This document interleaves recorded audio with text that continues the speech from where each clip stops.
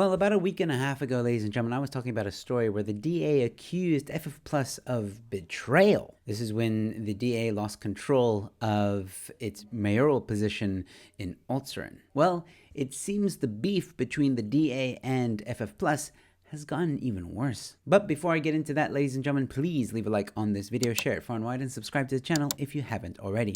All right, let's get into it. My wife, she get it. Yeah. Did I hear that correctly? Hello, ladies and gentlemen. Welcome to Newsflash. I'm your host, Joe Emilio. ANC FF Plus in talks to oust DA from Western Cape councils. Traitors.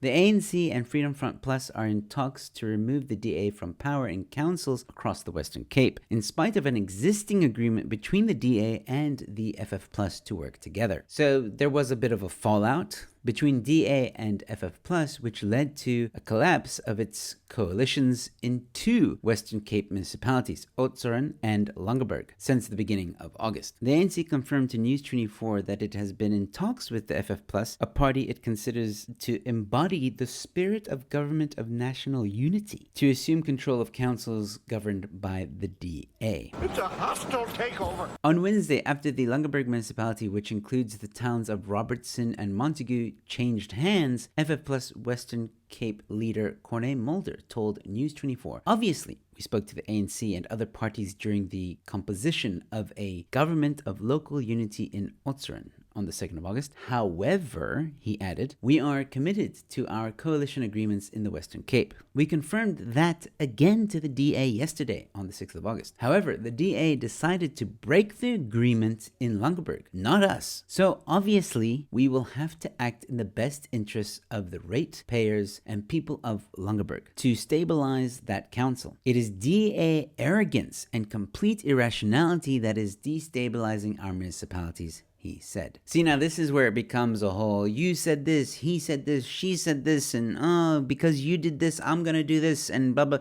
Kind of like high school drama here. But anyway, here's what Helen Zille had to say. However, in response, DA Federal Chair Helen Zille told News 24 that the FF Plus plan from the start had been to remove the DA from power. The DA said that its coalition agreement with the FF Plus in Langeberg had dissolved amid a dispute over the FF Plus's refusal to support the coalition's budget vote in the council in May. The DA said the FF Plus's actions had resulted in a material breach of the coalition agreement and contributed significantly to the breakdown of trust between the two parties. See what I mean? It's he said this, they did this, so I'm gonna do this.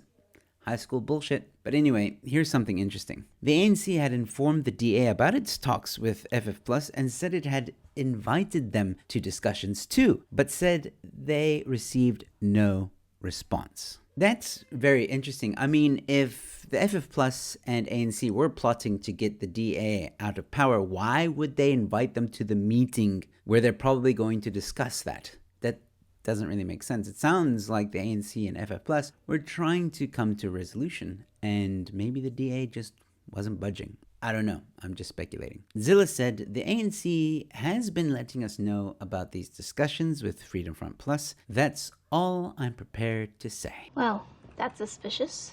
Tertius Simmers, the DA leader in the Western Cape, criticized the ANC's call to stabilize coalition-governed councils in the province, pointing out that many of these unstable municipalities are actually governed by the ANC, the PA, and the EFF, and local parties. He accused these parties of prioritizing patronage over the well-being of their communities. So the DA is still in a coalition agreement with the FF Plus in 9 other municipalities, but you gotta wonder, how long is it going to last? There is no doubt that the ANC has a terrible track record with running things in this country, and the FF Plus teaming up with them makes me feel icky. I'm not saying that the DA isn't without its faults. I mean, no political party is perfect, but they have done a good job of running the Western Cape, or at least preventing the amount of decay that has happened in the rest of South Africa from reaching the Western Cape. But it seems slowly but surely the ANC might be infiltrating. I mean, you gotta wonder here. Is the ANC not playing a longer game here? While the DA hopes to turn around some portfolios that it's been given by the ANC in the hopes to give them more credibility, which in turn will hopefully translate to more votes in the future for the DA, while the DA focuses on that, could the ANC be destroying the DA from the bottom up? I mean, the ANC and FF Plus may be playing well together now, but who's to say that the ANC won't backstab the FF Plus the first chance they get? Never trust a commie. Whippy. But let me know your thoughts about this in the comment section below, ladies and gentlemen. I'd really like to hear from you. And while you're there, leave a like on this video, share it far and wide, and subscribe to the channel. I've got more content coming your way. And with all that being said, thank you for watching. Your newsflash is in. My name is Rachel Gunn, but my main peeps know me as Raygun. I think what people don't understand about breaking is that it's not just a dance, it's not just a sport, it's a lifestyle. When you're a big girl like me, there's no days off. One minute I might be making a sandwich, and the next time I'm hitting the sprinkler or I'm rolling around on the floor. You know, it just comes over me. I have a PhD in dance culture, so legally that makes me good at it. Good at dance. Breaking represents life. So for example, when I hit my signature kangaroo move, kangaroo, Australia, Raygun, a lot of people miss that. I'm actually a professor and I teach about the cultural politics of breakdancing. And breaking was invented by African-American teens in New York City in the 1970s. So I thought, who better to represent that culture than me? Raygun. People are saying I was appropriating dance culture because I'm a white woman. But here's the thing, when you've already decolonized dance, as I have done, you can't then recolonize it. It cancels out. So...